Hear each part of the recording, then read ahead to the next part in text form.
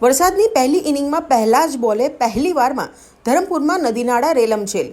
ધરમપુરમાં પહેલા જ દિવસે વરસાદથી દરેક નદીનાળા પાણીથી ધસમસી રહ્યા છે। કાંગવી શેરીમાળનો પુલ, સિદંબર ભટાડી ફળિયાનો પુલ, બામટી પ્રાથમિક આરોગ્ય કેન્દ્રને જોડતો પુલ, આંબોસી ભવઠાણનો પુલ, બેસધરા લાવરીનો પુલ, આમ બધા જ પુલો પાણીમાં ગરકાવ થઈ ગયા છે, જેના કારણે ગ્રામજનોનું જનજીવન ખોરવાઈ ગયું છે। ગામના લોકોને ભારે વરસાદને લઈને હાલાકીનો સામનો કરવો પડી રહ્યો છે, પણ આ બધા જ પુલોની કરોડોની ગ્રાન્ટ મંજૂર થઈ હોય ચોમાસા પછી તાત્કાલિક પુલોનું નવસર્જન થશે એમ ધારાસભ્ય ધરમપુર અરવિંદભાઈએ જણાવ્યું હતું। આજરોજ ધરમપુર ખાતે ચોમાસાનું વિધિવત એન્ટ્રી થઈ છે અને ભારે વરસાદ થયો છે।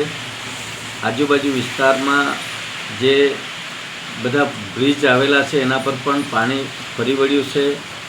ખાસ કરીને સિદંબર ભટાડી એમાં વર્ષો જૂની સમસ્યા અને એ પુલ બાબતે લોકોની રજૂઆત હતી, એ બ્રિજ પણ મંજૂર થઈ ગયો છે અને એની 12 કરોડ રૂપિયાની રકમ એમાં ફાળવી છે।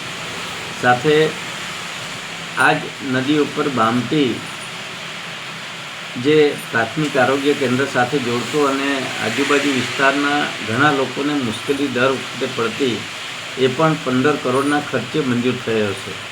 સાથે આંબોસી ભવઠાણનો બ્રિજ એ પણ મંજૂર કરવામાં આવ્યો છે અને એના પણ 7 કરોડ કરતાં પણ વધારે રકમ ફાળવવામાં આવી છે।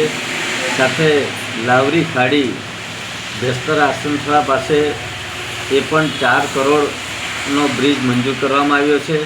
આજે એ બધા જ બ્રિજો ઉપર પાણી ફરી વળ્યું છે અને કાંગવી શેરીમાળ રોડ પર જે આવેલો ડુબાવ કોઝવે એ પણ આજે પાણીમાં ગરકાવ થયો છે। એટલે આ ધરમપુરના વિસ્તારમાં અત્યાર સુધીમાં વર્ષોની સમસ્યા હતી અને જે ધામણી ચોકટપાડા રોડ ઉપર જે 6 બ્રિજ આવેલા છે પાર નદી ઉપર, એના 70 કરોડની લાગત સાથે આ બ્રિજો પણ મંજૂર કરવામાં આવ્યા છે અને આ ચોમાસાની સિઝનમાં અત્યારે લોકોની અવરજવર સારી રીતે રહે તે માટે વહીવટી તંત્રને સાથે રાખીને એમને દરેક રસ્તાઓને આમ સારી હાલતમાં રાખવામાં આવે અને દરેક જગ્યાએ મેં મુખ્યમંત્રીને એક પત્ર લખીને પણ જણાવ્યું કે દરેક રસ્તાઓ પર જ્યાં પાણી ભરાતા હોય ત્યાં પાણીનો નિકાલ કરવો।